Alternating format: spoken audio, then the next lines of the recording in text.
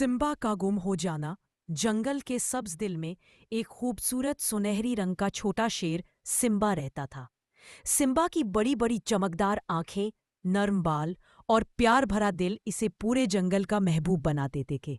बंदर, हरन, हाथी, तोता और जेब्रा सब सिम्बा से बहुत मोहब्बत करते थे। वो जब भी खेलने निकलता तो पूरा जंगल खुशी से गूंज उठता। एक दिन सिम्बा खेलते खेलते जंगल के उस हिस्से में चला गया जहां घने दरख्त और ऊंची घास थी। वो तितलियों के पीछे भाग भागते एक पुरानी घाटी के करीब पहुंच गया। अचानक उसका पांव फिसल गया और सिम्बा एक गहरी खाई में जा गिरा। वो नीचे एक पथरीली जगह पर फंस गया। उसने मदद के लिए जोर जोर से आवाज लगाई, मगर आसपास कोई नहीं था।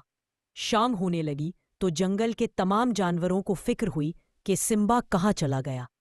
बंदर दरख्तों पर चढ़ गए, हरन मैदानों में दौड़ने लगे, हाथी ने अपनी सोंड से आवाज दी, मगर सिम्बा का कुछ पता न चला। आखिरकार जब सब जानवर वापस घरों को जाने लगे, ज़ेब्रा ने अचानक किसी के रोने की हल्की सी आवाज सुनी। वो आवाज के पीछे पीछे गया तो देखा कि सिम्बा नीचे खाई में फंसा हुआ है। ज़ेब्रा ने फौरन अपने लंबे धारीदार जिस्म को नीचे झुकाया और अपनी गर्दन लंबी करके सिम्बा को कंधे पर बिठा लिया। बड़ी एहतियात से उसने सिम्बा को ऊपर निकाल लिया। जैसे ही सिम्बा बाहर आया, जंगल के तमाम जानवर वहां पहुंच गए।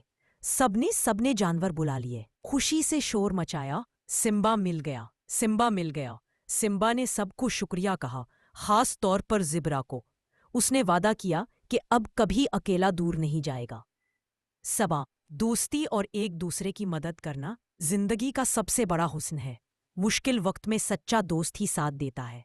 मज़ीद दिलचस्प कहानियाँ सुनने के लिए हमारा चैनल सब्सक्राइब करें और बेल आइकन ज़रूर दबाएं।